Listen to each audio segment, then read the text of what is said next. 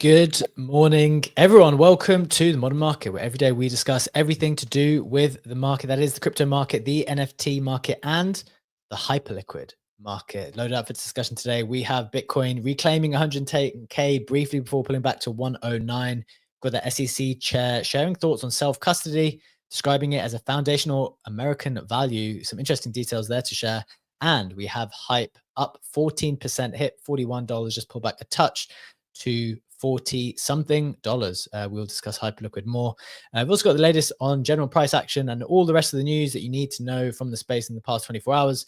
And I'm delighted to say, got Legendary in the co-host seat with me, got Rahim too, and we've got Stats with us as well. Full house today. We are excited to get into it, but just a reminder, friends, before we do, nothing that we say here is financial advice. The market is incredibly risky, even if it's going up unendingly at the moment. We don't know anything for sure, so please proceed with caution and exercise your own judgment. With that out of the way, Legendary, it's Tuesday, it's 10th of June. The market is green. You are wearing green. How are you doing? GM, yeah, put on the green velvet polo for the day. It is an amazing day for the markets. And I feel like yesterday we had Plasma. We touched on it as the last headline, or as the main headline. And that went quick, man. So they had an initial 250 mil deposit cap, which basically filled in, I'd say 50 seconds, a minute maybe. Then they extended that a minute after that by another 250 mil to a total of 500 mil. And that also filled. So the whole thing was done within 3 to 4 minutes, 500 mil deposited. Someone even did go for the max deposit cap of 50 mil, which we had mentioned, and went for one person for $49,999,600. So like just $400 shy of the full 50M. Quite a lot of whales who did 7 to low 8 figures as well. And I think it was a total of just 1.1K wallets, which managed to get in this very first round of the deposits. I'm happy to say that I got in. It was a gas war. The NFT trading of the last cycle did pay off. It has been years since I needed to app my gas so significantly on ETH mainnet to be able to get my transaction in. But I'm pretty happy about that. Indeed. Good stuff. One of the key learnings I thought was when people's, because I remembered Mega ETH's raise. Remember Mega ETH just did their Echo raise not so long ago. And the first one sold out in like 60 seconds or something crazy, like something really fast. And then what happened, I missed that one. And then I went away thinking, oh, you get annoyed, you missed the gas war, you were prepared, but then you still didn't get it. And then for like 15 minutes later, they opened another one, because when they can feel demand being so strong at some point in time, sometimes teams will be like, okay, maybe we could just double this right here, right now. And the people are there ready, waiting to give you the money. And I told you yesterday, Ledge, like they're going to open it again. They're going to open it again. Just watch. And they did. And in terms of other preparation, like if you're not in the Discord, if you missed out and wondering like, well, what can you do? A, you've got to stick around. B, in the Discord, they said, we are going to be opening this again in 1 minute. And I don't think they put that out on Twitter. So you got to be like fully prepared for the war, which requires like full preparation entirely, I think. Rahim, how's things your side? Were you interested in Plasma? Did you want to get involved? Were you doing other things? How are you doing? GM, everybody. Yeah, I did want to get into it. I scripted all my stables from different chains like the night before, but unfortunately, I did not get in. I did not like pump the gas. And unfortunately, yeah, I was just like busy lighting up some fires for building related stuff in life that I was just like a couple of minutes late, and boom. I guess sometimes you miss these shots, but it is what it is. I'm glad the two of you guys got in, because I feel like you were like some of the only people who had been like talking about it for weeks, not just like in the last week. And I got to know about it from you guys. So I'm glad to know that you guys got in. Other than that, it's all good. Yesterday, I slept at 11:30 p.m., which has been like the earliest I've done in like weeks. So I felt like almost wrong doing it. Yeah, but I was like, you know what? Let's get some good sleep today. Fair enough. Good stuff. Stats, how's things your side? What are your takeaways from Plasma? That obviously went incredibly fast, a lot of demand there. How are you thinking about it? Yeah, I mean, look, I think that could have filled during a financial crisis. I just think that it had kind of everything lined up for it, between Kobe and Founders Fund being involved, to the fact that the Circle IPO that just happened and is now at a 20+ billion IPO, and here you had a raise that was, it's hard to say how to think about the raise, because it was just putting money on a chain, but putting money on chain got you access to the token. It was like a 10-to-1 ratio, like every 100 million you put on gets you $10 million of access or something like that. But to me, once something gets hot and the narrative kind of becomes clear that the timeline is FOMO, and every single post on this was like extremely positive, there's a lot of liquidity in the space. Like, there's a lot of money that's on chain. There's a lot of money that wants to stay on chain, that, doesn't want to leave in that many circumstances. There's probably a lot of money that's stuck on chain. And it tends to be a group of people that want to find ways to grow their money probably a bit more actively than the average person who owns other currencies. So, it was similar to the Circle IPO. Like, the minute it was 3 times oversubscribed, it was 50 times oversubscribed. So I don't know. I don't take the whole like, oh, we're back, this is crazy. It's like, no, kind of, in a world where the Circle IPO happened and this has the backers it has, and this is in some way sort of kind of connected to Tether possibly. Like, I think when you put that all together, I don't read a whole lot into it other than this was a highly FOMO story. And I think that, like I said, I think you would have had the same outcome during a financial crisis. I don't think this is like a look at how frothy we are, or even a look at how back we are type of moment. It kind of checked the boxes. I like the numbers that you chose, stats, when you explained the 10-to-1 ratios. I would have said, for every $10 you put in, you get $1. You were like, for every 100 M you put in, you get 10 M. Well, I'm not thinking about anybody real, because 50 was the max, and I said 100. So and I put in all of 0, not because I didn't want to, just because I wasn't paying attention, which is the reason that I fail at most things in life. Just a quick one on that, stats, like following the logic through there. And you mentioned like the Circle thing happening at the same time was obviously fantastic from a narrative perspective.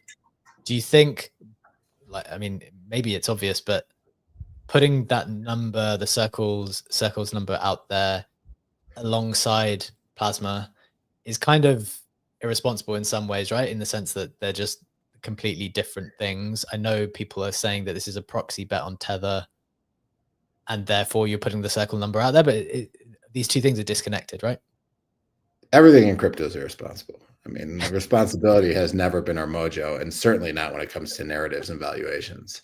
But I think it just contributed to the narrative that kind of took off, and we're in a narrative game. So, but yeah, I think the fact that they could kind of, I mean, you link it to Kobe, who, like, what's Kobe doing? Who cares? Like, you link it to Founders Fund. What does that have to do with you? You link it to Tether, you link it to the Circle IPO. And like, eventually, you get, the only posts I saw were like, the reason this is never being posted is because everyone wants to get access for themselves. Like, it was like ultra bullish when it came to the narrative. But yeah, you're depositing money on chain. You're not like investing in anything. Or it's not like you're giving money to someone as you do with an investment. Like, we don't even really know what it is. Plasma Boys lit, just to find. So yeah, I posted about it. I actually took down the post for just the reason you're talking about. Like, the things I was saying, I was like, I don't think I fully captured that in like the most kind of precise way, because it's not totally clear exactly what you're getting access to, right? Interesting. Okay. Well, we definitely discussed it a lot yesterday. We want to talk about other things today, and we will continue to bring it up. So now the deposit period is live. That's going to be around for a bit. Then there'll be the pre-sale going live. So you kind of, everyone who deposited is earning points. And so I guess we'll monitor that now, and we'll have a discussion as to, and I guess there'll be another discussion on the caps being raised, because at the moment it hit a cap of 500 mil. How much more they're going to raise the caps? If they're going to keep raising the caps, everyone's going to get diluted. You're going to have to put even more to withhold your pre-sale position. So we will monitor that and report on it as necessary. We've got a lot of other stuff to talk about today. Some very, very nice price action. So let's start there. As usual, starting with the majors, we've got Bitcoin up a couple of percent to $109,000 US. We've got ETH up 6%, still just at 2.6K. Legendary was telling me before the show.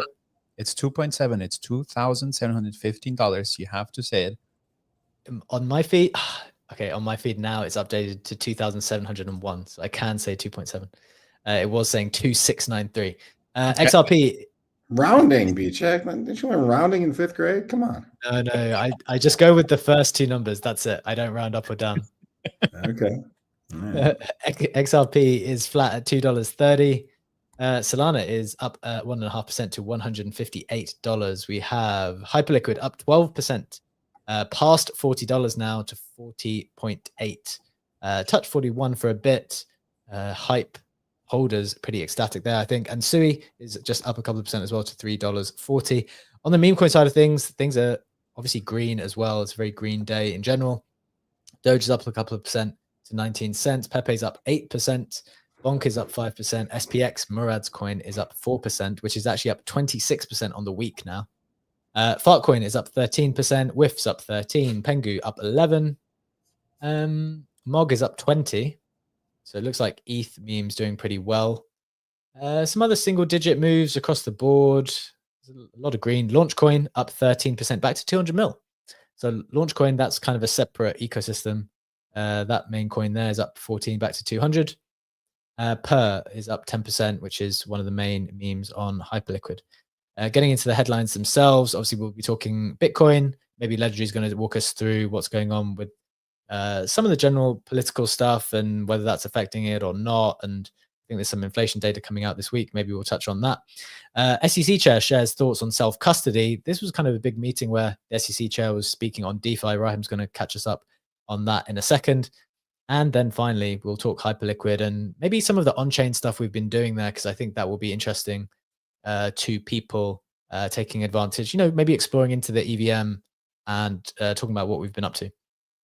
Some notable price action, as I said, SPX up, Fartcoin's up, Useless Coin, after a Bonk guy tweet, is up 112%. And Verseworld soared to $1 billion in a day after Pump Fund launch. I think that retraced back to around 500 mil, I think. Ledge, those are the headlines. What do we need to know? Is there anything on the NFT side we need to know?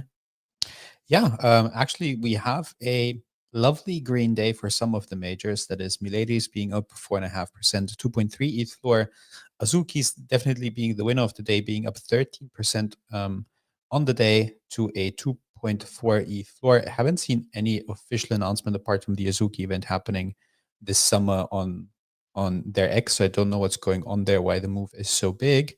Apart from that, the other majors, Doodle's down 5%, 1.03 ETH floor, and Bored Apes are flat at a 12.8 ETH floor. On the Bad Bands side of things, they had a massive correction, down 20%, back to a 0.5 ETH floor.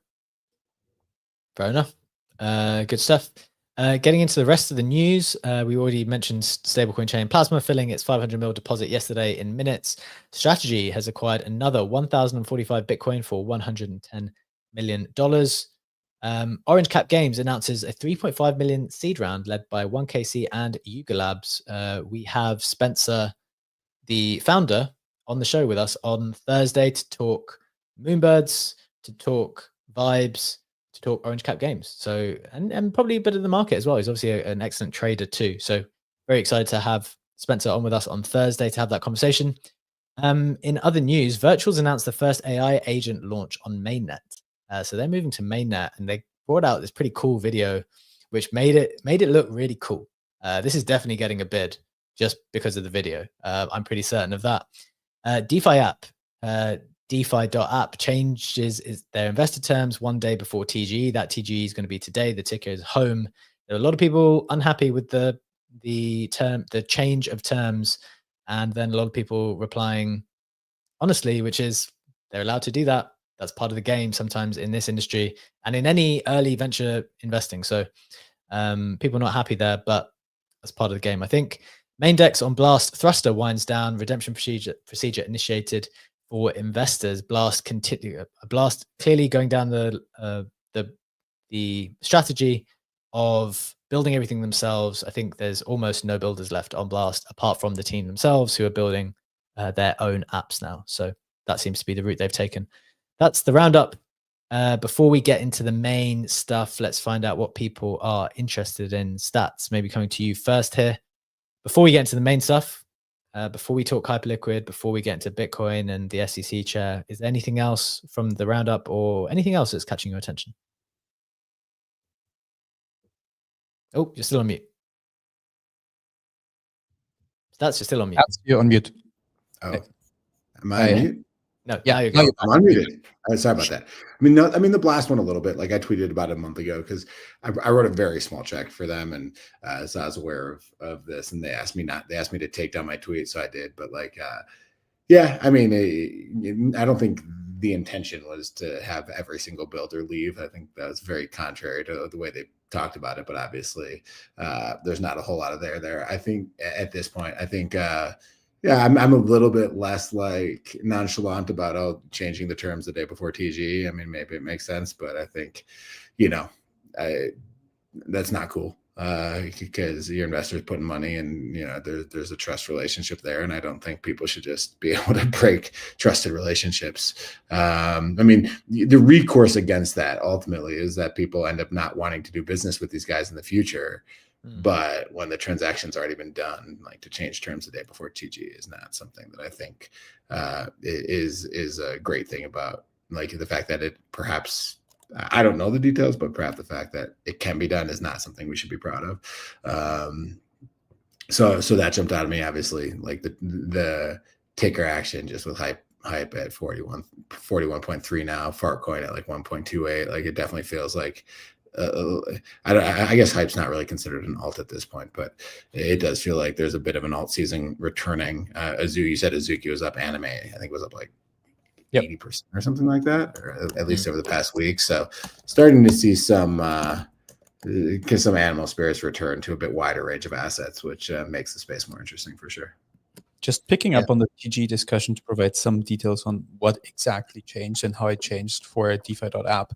So initially, that's based on a post by Raysung.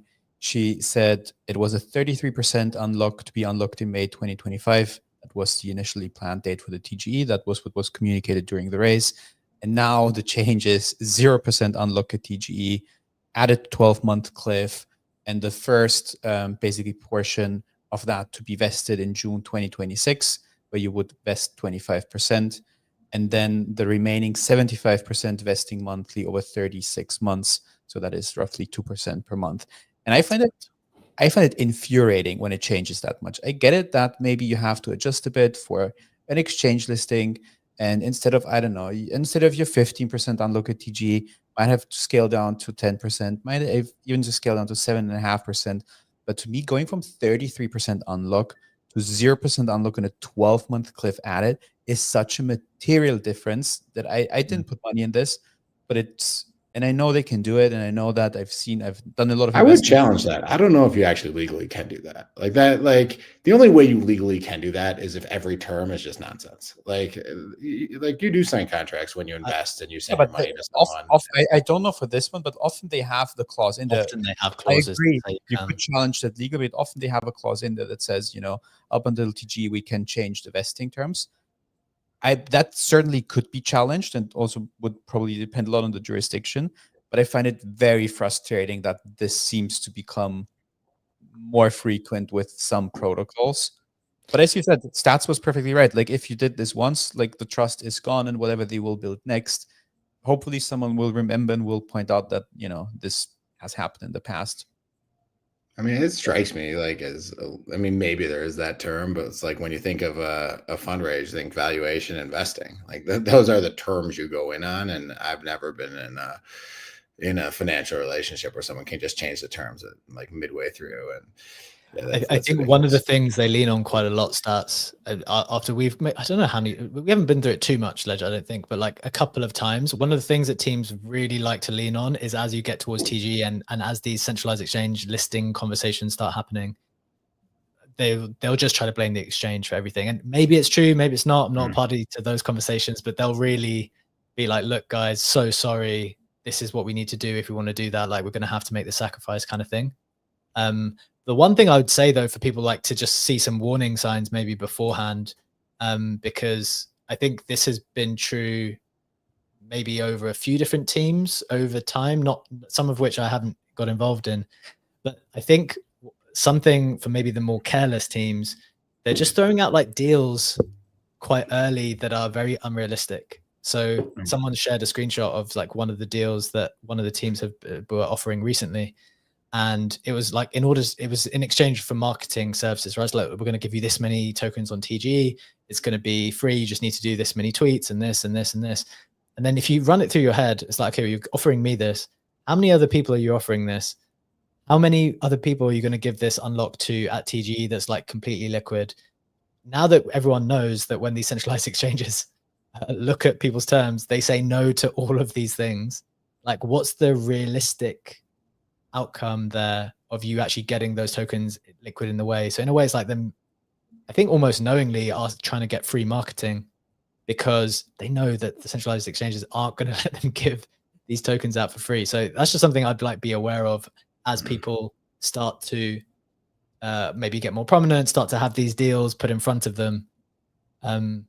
Just like be very like it's the classic thing, right? If it sounds too good to be true, I think people are finding out that it is too good to be true. So I think there is an element of like positive bias to this. I mean, like giving out rewards, whether it's like through Kaito or like giving it out to KOLs, it's like, it's not a new thing. Like people do it all the time. It's because this ecosystem didn't work out. All of these screenshots are coming out as like, oh, I felt like there were red flags. I put this tweet out about this whole thing because I saw Kobe mention something. So there was someone who tweeted at Kobe and being like, oh, I invested in DeFi.app through Echo, and how is it that you guys are allowing something like this?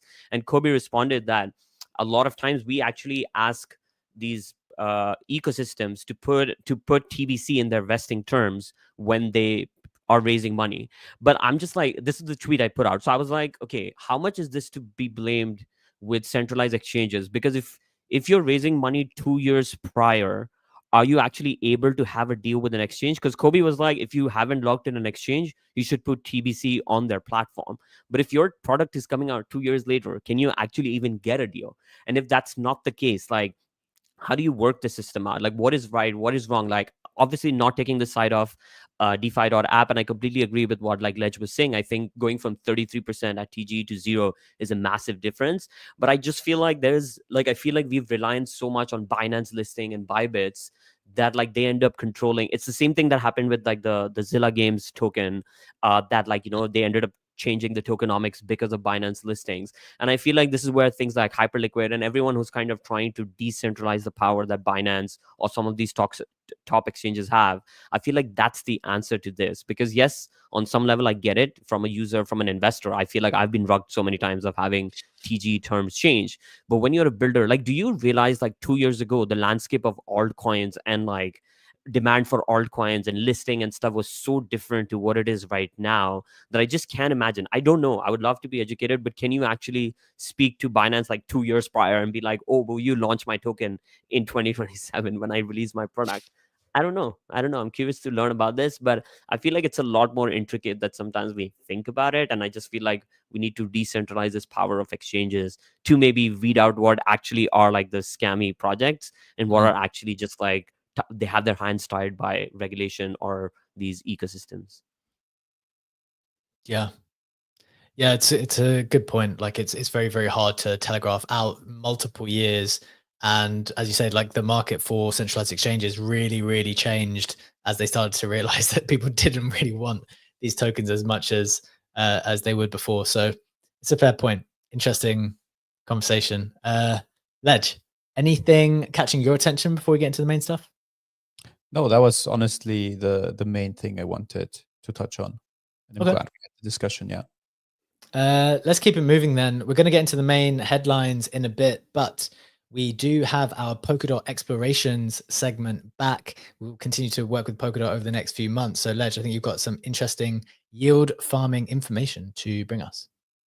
Let's do it. Let's dive into an opportunity for yield farmers with so many different protocols to put my capital to work on. And the SEC Chair Paul Atkins publicly backing DeFi in a statement yesterday, which we'll touch on a bit later on the show. I'm constantly looking for attractive yield farms, and I think it is time to revisit hydration again. Hydration obviously is a core player in the Polkadot DeFi ecosystem. The total value locked is up to $203 million. Last time we reported on hydration, that was in April. TVL was just at 50 mil, so that's a clear 4x in a bit less than 2 months. Also, the 30-day trading volume is up to 270 mil from 80 mil. So what happened in the meantime? The Polkadot Giga Hydration campaign, how they call it, has been approved. That means 2 million DOT tokens from the Polkadot treasury will flow into liquidity incentives on hydration over the next 6 months. So there's a couple, or it's actually many things to do on hydration, but I want to focus on one pool specifically. It's the USDT USDC pool on hydration, a stablecoin pair paying 17.3% APY. Total value locked for that is sitting at $18 million, while the pool is still under its cap of 22.6 mil.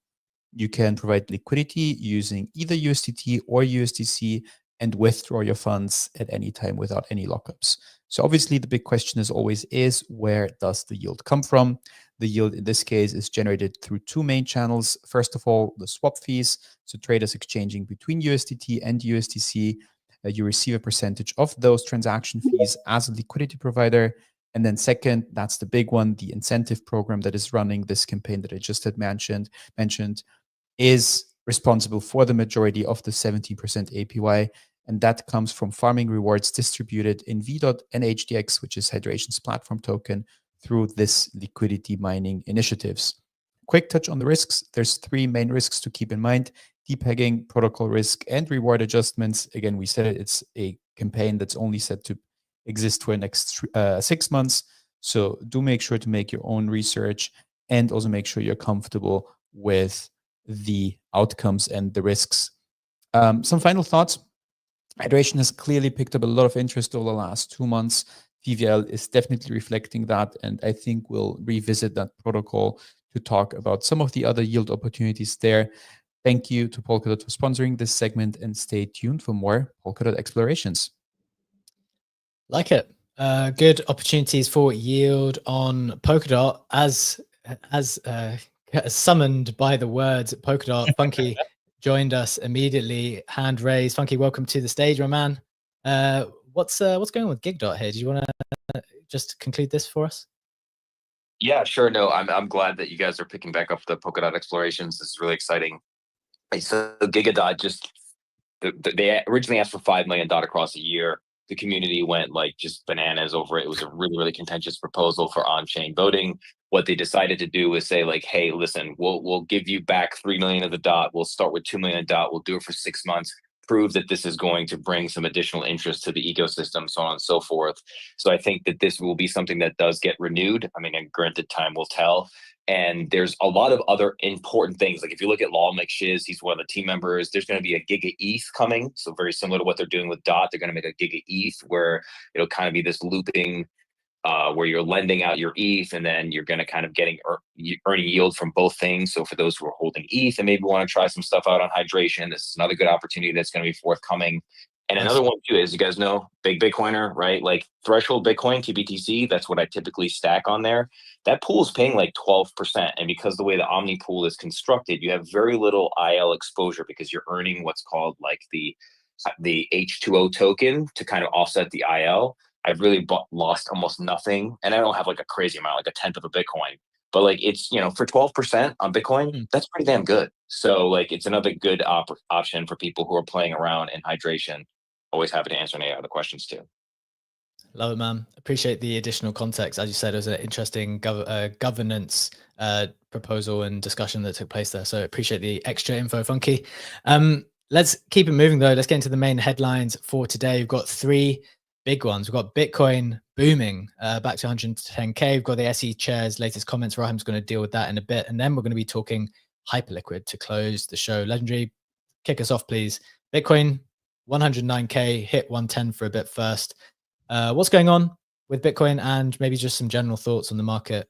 Set us up, please. Yeah, absolutely. Let's take a look at some numbers. BTC almost now back to 110K again. ETH, you mentioned it at 2.7K at the start of the show. Now we are up to 2.775K, so almost at 2.8K. Volume picked up massively on both those assets, being up 53% for BTC, being up 102% for ETH over the last 24 hours. Quickly checking in with the ETF inflows. For BTC, we've seen 386 mil flowing in yesterday. We've also seen a couple of days with outflows over the last week. ETH, however, is on a massive green streak. 52 mil of inflows yesterday. And if I just scroll down, green, green, green, no day with net outflows over the last 2 weeks. Quickly checking in on, there we go, on Polymarket to see what market participants are thinking for where Bitcoin is going in June. Question is, what price will Bitcoin hit in June? 6.5 mil on that bet. Majority, that is 60%, think it's going to go to 115K. 33%, still a third, very bullish, think BTC is going to go to 120K. Doing the same thing for what price will Ethereum hit in June with 2.8 million in volume. 58% think it's going to hit 3K. 36%, bit more than a third, think it's even going to go to 3.2K. So definitely very, very bullish news on that side of things. Also taking a quick look at the stock market, the S&P 500 futures, Nasdaq futures for the pre-market, basically flat. S&P is up a bit, but not a lot. Circle is also only up 3% on the pre-market trading, so there's not this massive rally, at least not in the pre-market that we're seeing right now. In crypto is not happening with stocks. Also wanted to touch on the gold price because we haven't spoke about that in, I would say, 1 to 2 weeks. Gold is up 3% over the last 30 days. It's basically inching up higher and higher, 3.34K for 1 fine ounce of gold, getting closer to all-time high again. And then the other thing I wanted to pick up on is, because it was a headline yesterday, we said that there's going to be a round of negotiations in London between US and China. Those, Trump is saying, negotiations proved not to be easy, and they're going to continue tomorrow. They did 6 hours of negotiations yesterday, and they will continue with that today. But apparently there was no negative news coming out of that, because Besant called it a good meeting. Howard Lutnick said the talks were fruitful, so nothing there to scare the market. And I see you be chuckling along me reporting on those negotiations.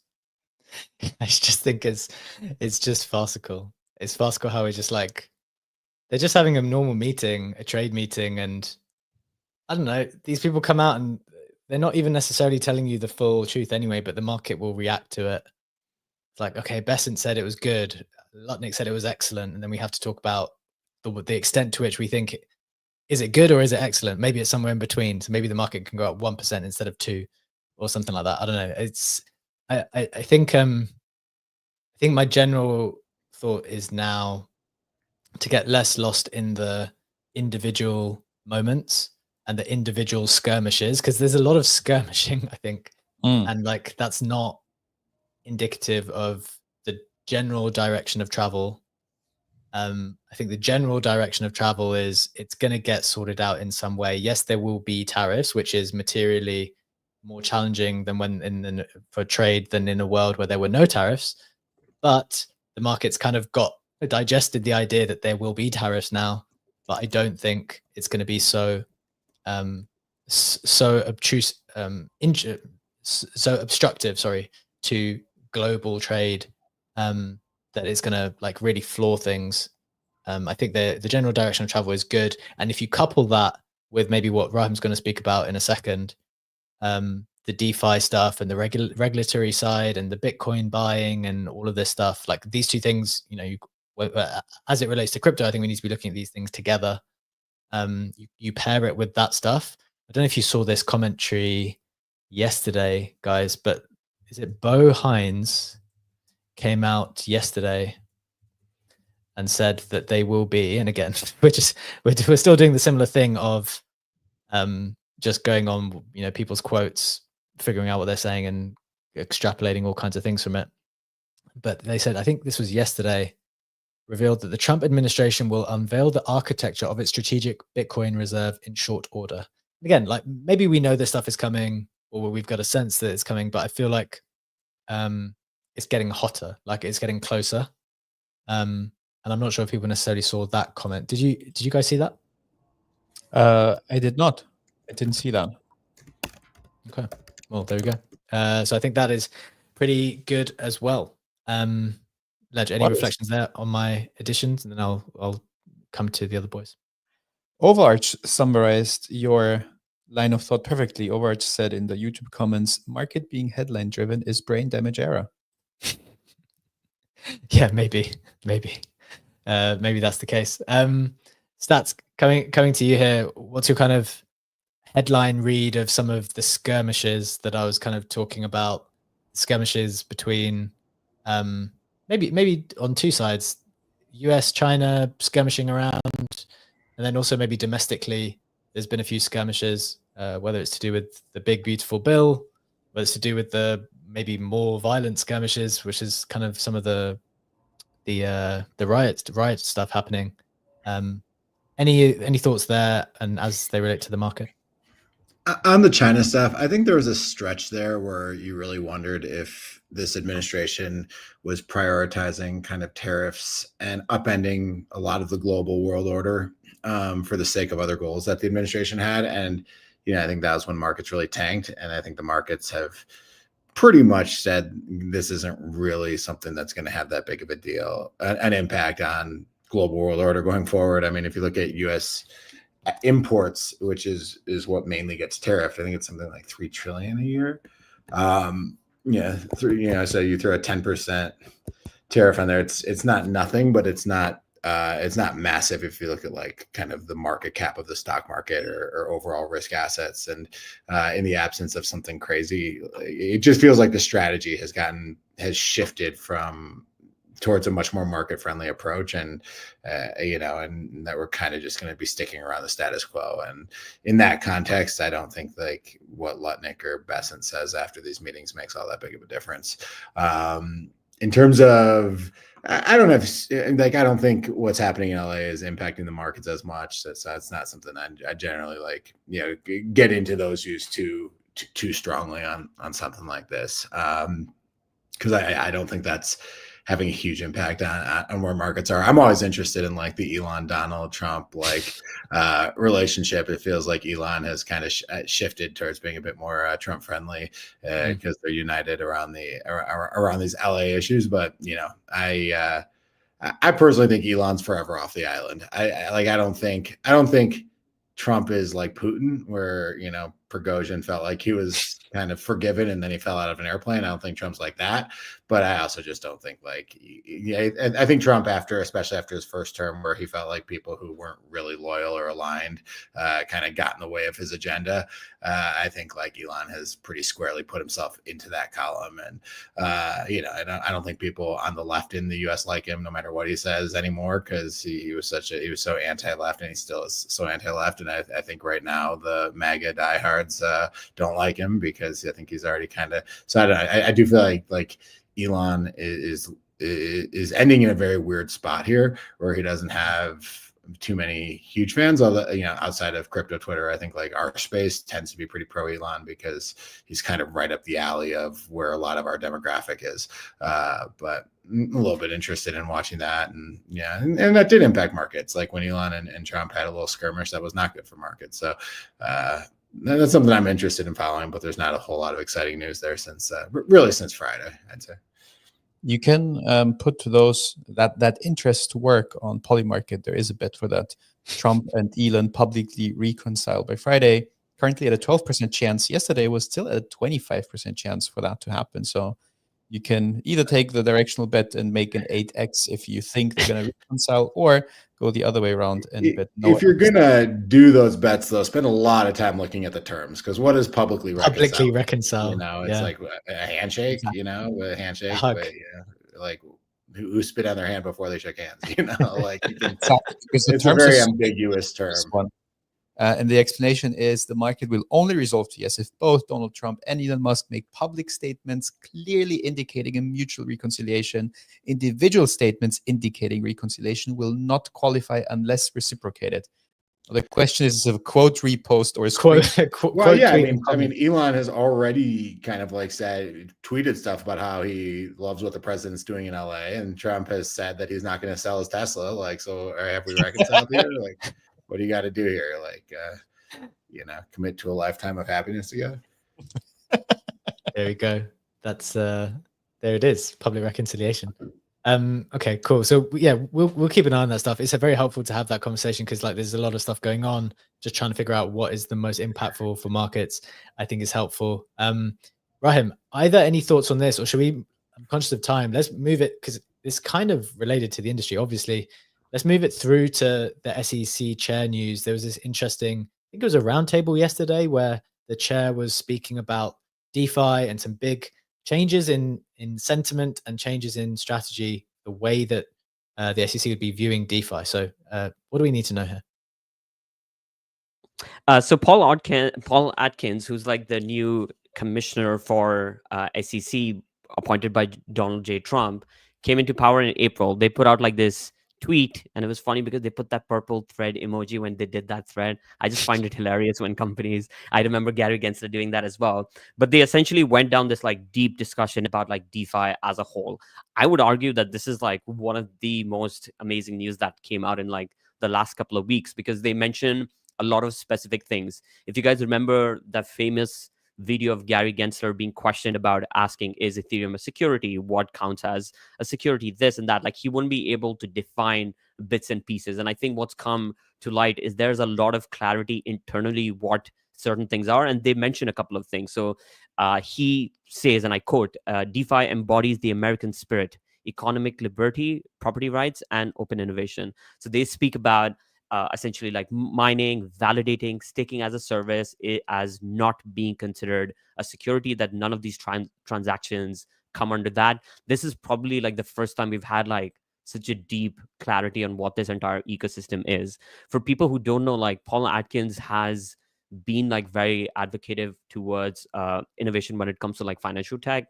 He was very under removing the burden of regulation when he was the chairman during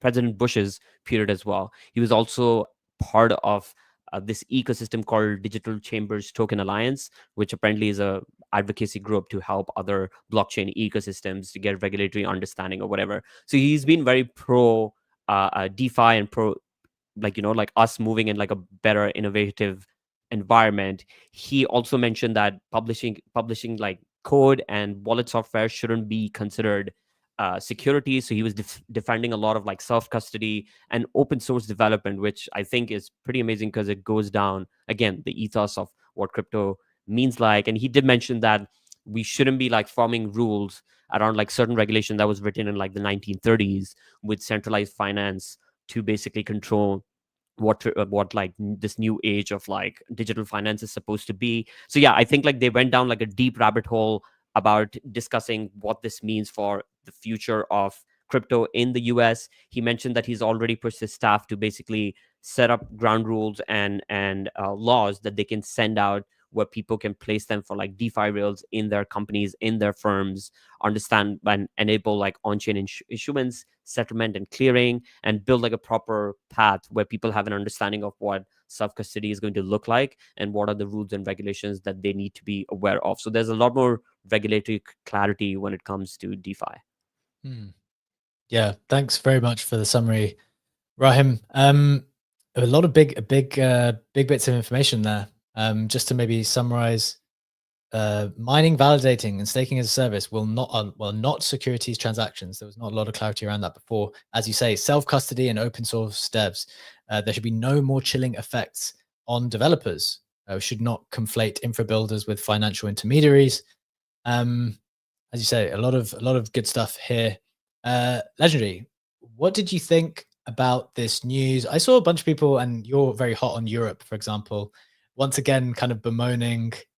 Well, I think this is very good for the industry. It's very good for America and crypto in America. But I saw some people bemoaning that in Europe, we're like, once again, like, although I guess we could have made loads of progress here, we've got like far more obstructive things compared to this. Any views there? Yeah, I mean, Europe, the positive thing about the EU is, which you could say in the favor, they went for regulatory clarity pretty fast with the MiCAR, the Markets and Crypto Assets Regulation guideline that they provided and turned into national law, or the individual member states had to turn that into national law. On the negative side is that it takes away more strict, a way more regulatory stance than this statement or this series of remarks by the SEC, which clearly is now positioning itself in a way that is very, very pro DeFi. That even goes as far as it is saying that the prior administration discouraged Americans from participating in blockchains by asserting through lawsuits, speeches, regulation, and threatened regulatory action that participants and staking as a service providers may be engaged in securities transactions. So it's pretty sad because I feel like the EU was like spot on that this needs to be regulated pretty quickly, and they had like this first move advantage, but I feel like that they overregulated this. Yeah, probably unsurprising. Stats, do you want to come in here? My view on this is like, as always, a little bit counter consensus. I just don't know how much people weren't using DeFi because of regulators. Like, I don't use it because I'm worried about a hack on the system. I don't worry because I find like a lot of farming projects are your short volatility.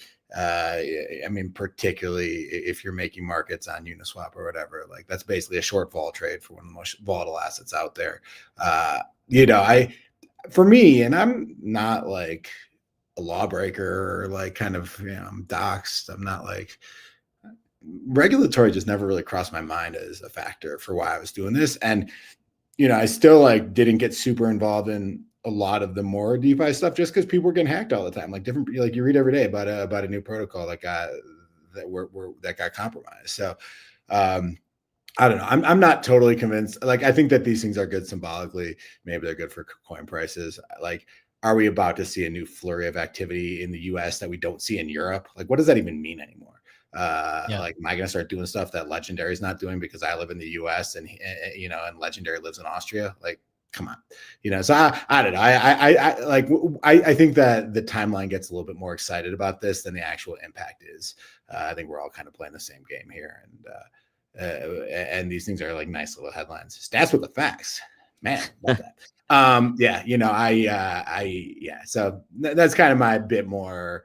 I just feel like we've been kind of, at least in this space, like I just don't feel like people are sitting around like looking at the regulatory framework of their jurisdiction as a huge factor in their decisions out here right now. I think we're thinking what's safe, what's economically sensible. Before we go and read Austria versus the United States rule about DeFi and what it's classified at. That's just, I just feels more like timeline hype than something that's actually going to impact real activity. Now you could say like, oh, well, that's us, but Prudential and Fidelity, they're not out there making markets on Uniswap because of regulators. I'm like, I'm not too sure. I'm not too sure of that. I think that's a little bit more risk than a lot of these guys still want, because you are putting a lot of trust in decentralized protocols that could be vulnerable. And we read every month about someone new where the smartest hacker outsmarted the smartest protocol. Right. Yeah. Do you not believe okay, you're talking about it like from a consumer point of view, but like from a builder point of view, like now you're seeing, for example, you look at everything happen with like the Circle IPO, which obviously played like a big role in Plasma's pre-sale yesterday. Or like one of the things that I feel like we haven't talked about on the show is the dissolution of the ApeCoin DAO. So they are dissolving. There's a big conversation about dissolving the ApeCoin DAO altogether. Garga put this out proposal because he's like, okay, like back then when we did things, I feel like a lot of ecosystems ended up building like these Ponzi mechanics for like staking and coming up with like different ways to bring utility to tokens. And that was a lot because of regulatory environments. And he's the one who's put out that clearly like the DAO model hasn't worked for us either. And now with like better regulatory clarity when it comes to DeFi and crypto in general, we can actually bring all of this in-house, all the money and all the efforts that we've put in to spend it building it offshore. So do you not think when it comes to, like, for example, think of like BTC DeFi, it's something I still feel like it hasn't like unlocked, but there's a lot of conversation. I was speaking to someone who I met yesterday, how in Vegas, one of the biggest conversations everyone was talking about was basically like leveraging BTC assets onto like bigger DeFi ecosystems. So do you not Circle think is a 900 Circle's a 900 person company. Coinbase went public during a negative regulatory regime. The idea that a company that makes $1.7 billion in revenue it can go public, I think like that happens now, and that could have happened 2 years ago too. Just like we saw Coinbase go public during I don't know the exact date of when Coinbase went public, but before any of this went through, you saw big crypto companies that had investor relations people and 900 people at the company and ran like normal companies have been going public for a while. So I don't think I don't think Circle going public. I think it could have gone public 2 years ago as well, given, it's just about getting your numbers to the place they want to be. As far as Ape goes, I don't know. I mean, Moonbirds did not launch a token when I worked there because they were worried about regulatory. Like, I think that's probably a good thing because that token would have been nothing. It would have been vaporware. Like, so I personally don't think this protection of investors saying, you shouldn't really launch something. And if you do, you kind of got to put it into this other system so that you're not launching your vaporware. Like, I like, so the idea that ApeCoin, which kind of has some overlap there, like, I would not say that, like, all glory to the regulators that like now you can kind of do this at free will. I saw how regulatory got in the way of Moonbirds launching a token, which, truth be told, I think is probably a good thing. So I don't know. I'm not like deep in the whole, like, look at all this great stuff that's suddenly happening. I think time will tell on that. And if we see real interesting stuff that gets made in a way that wasn't being made 3 years ago. I like it. All right. Well, I'm glad we got both, or a couple of perspectives here. Conscious of time, so Funky, we're gonna have to keep it moving because we've only got 5 minutes left, and we've got to get into Hyperliquid. Let's talk Hyperliquid then. So, I mean, the headline itself is mainly that Hype is on an absolute tear. So Hype is now past $41. It is 41.3, up 11% on the day. We have, if you're comparing that with, so on the 7 days, that's up. Sorry, I need to update this. So on the last 24 hours, is up 11%. Huge moves for Hyperliquid. It is still running versus everything else against the other majors. Bitcoin's up 2%, ETH's up 6% actually now. Solana's up just a couple to 160. Ledge, I thought it might be helpful because look, we've spoken about Hyperliquid a lot. We've spoken about why we're bullish on it a lot. We got to find that clip at some point where we were talking about clipping in to Hyperliquid. It'd be better to do that at 13 rather than at 30. We're now at 40 now. What do you think the thing is that people should be thinking about if they have either got some exposure or if they have missed this for whatever reason? Are there things on the EVM that you're interested in? Because you've got the option of just buying spot Hype and riding the wave, or there's a bunch of other things that you can do. So why don't we spend a couple minutes on that? Sure. I'll start from easy, maybe to a bit more complex. Probably the easiest thing is to explore that you can deposit other assets other than USDC on Arbitrum on Hype.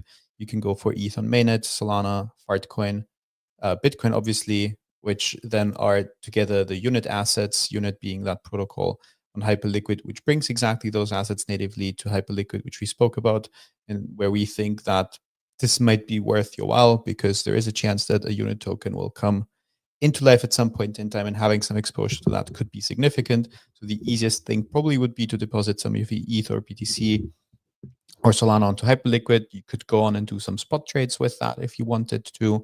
That is the most basic of things. If you then want to explore a bit more into the DeFi side of things, you have stuff like use Felix, where you could borrow against that BTC, against the UBTC, unit BTC, how it's called, which is something that, for example, I did yesterday out of the necessity because I wanted to put even more capital into Plasma and it was running out of stables. So I basically deposited more BTC into Hyperliquid just to borrow against that. And BTC went up in price, which is good for me, but that's another thing that you can do. There is, what else is going on? There is stuff like Liquid Launch. Say it again. Oh, I was going to say, if you're running out of things, I've got a couple. No. There's stuff like Liquid Launch, which we mentioned as basically, well, a launch pad on Hyperliquid, where on the one hand you have the token. Now, admittedly, with the token, we said staking is live, and with staking you earn actual Hype as rewards. However, token is up another 50% on the day, is up 360-ish%. 394% by now in the last 30 days. So that is definitely a thing to keep in mind before aping in there. Then you have Hyperdrive for other ways and farms to put your stable coins to use.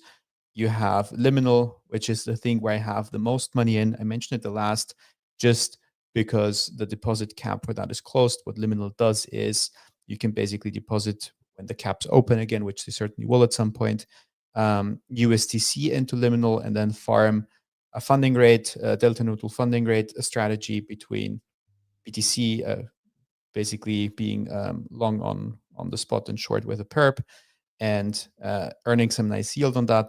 But again, here I don't think that the yield is the most interesting part, but yet again, getting significant exposure to unit assets, many more things, but I'm going to pause there because those are the main things that I'm doing on Hype. Okay. I like all of those things. I'm doing many of those things as well.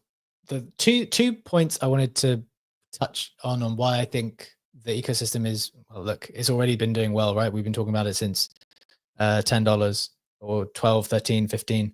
But two things I've noticed recently, which is making me think it's even more worth doubling down on.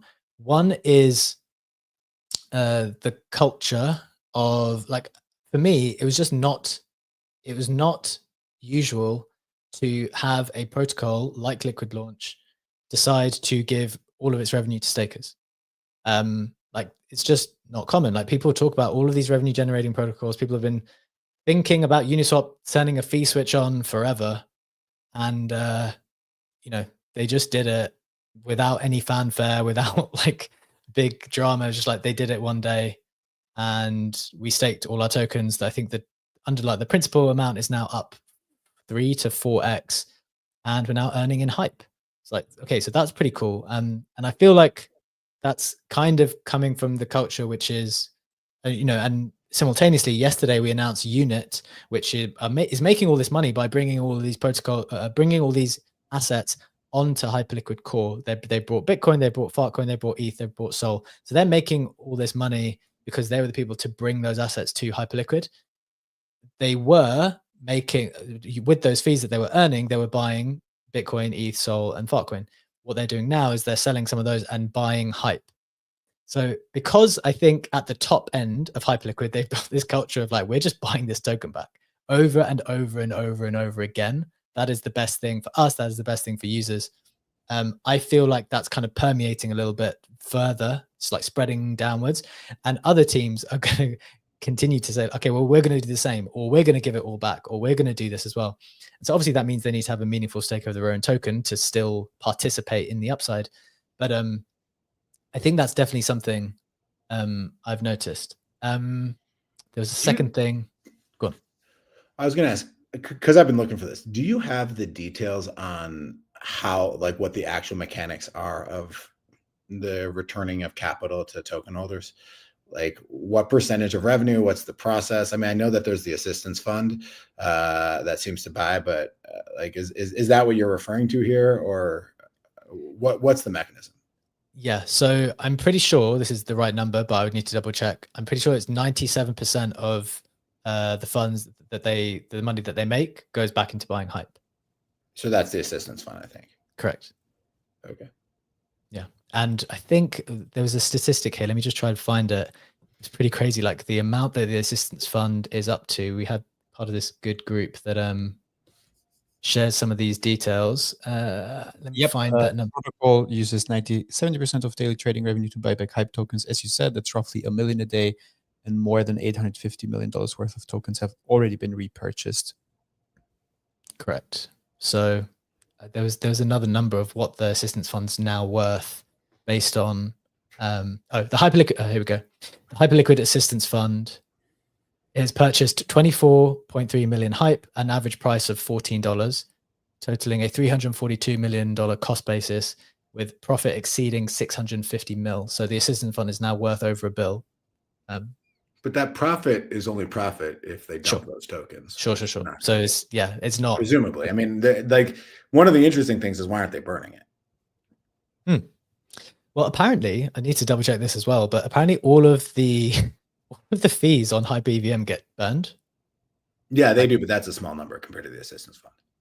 Sure, but I guess at some point, the idea is that the EVM is supposed to become more active, and the idea that they would all get burned, I think, would probably add up to something more material in future, although I agree. number is like exceptionally small. The assistance fund is really, I think, the return capital, like the share buyback equivalent. Like the numbers are massive compared to the burn on fees. Agree. Very, very significant. There was another thing I wanted to say, but I can't remember at the moment. Any other thoughts on Hyperliquid, guys? Any questions, thoughts, comments? Love it. Sorry not to. I mean, it's it's nice to see a protocol that's just kind of taking the good old fashioned capitalist mindset of we align ourselves with our holders, we get paid if the token does well, and that's the way that ultimately things grow, is if your shareholders and your management team and everyone is aligned, and kind of the company is devoted to, or the project, whatever the word is devoted to the people who are investors. Like, that is the model that has led to the United States of America being the capitalist kind of boom that it is. It's exclusively that model, and crypto has so frequently diverged from that. But this feels like a project, and the reason I kind of dug in there is because I do want to run the numbers and get a better sense but at some level, like, the PE equivalent doesn't matter that much, because the platform's growing so much that, I think you don't want to get too bogged down in saying, like, and say, oh, but this is expensive. It's, that's every massive 100x feels expensive at first. Indeed. The final thing I wanted to mention for people, just so it's on their radar, I'm sure it is for people who are more Hyperliquid native, but HIP3 is one of their latest proposals. And this is the idea that I'm just going to share the screen for 1 second before we close out. This is something that people are super excited about, which is something that's happening with perps and spot trading. HIP3 users are going to start, and in practice, it's not going to be users themselves. There'll be big teams who are going to be seeking to do this, but users can start permissionlessly creating markets and collecting fees. So I think Unit is an example of someone that has done this, and technically anyone is able to do that. So if you want to bring a market to Hyperliquid, you'll be able to do that moving forward. And I've seen that there have been some quite significant, I think, VCs actually, who have said, like, we're going to be trying to launch certain markets on Hyperliquid. And the Hyperliquid team have said themselves, when there was the big drama about Unit making all this money off spot Bitcoin trading, like, why is that money not going to Hyperliquid? Why is Hyperliquid like letting someone else make the money? The point is, like, there are only 10 people in the team. There are going to be some huge protocols that get built out on Hyperliquid. They are happy for other people to build on top and make a lot of money doing so. So I think this proposal, where other people are going to get to launch markets, people are very excited about, to generate more builders coming on and more money being made. So that's the final take there. We will continue to keep an eye on everything Hyperliquid as well as everything else. But we have gone over time today. Apologies, guys. Hope you enjoyed it and found that interesting as usual. Thanks so much to my co-hosts, Legendary, Stats, and Rahim. We will be back again as usual tomorrow, same time, same place on X Video, YouTube, and you can catch us on Apple and Spotify podcast too. Have a wonderful day. Take care, and we will see you tomorrow. Bye-bye.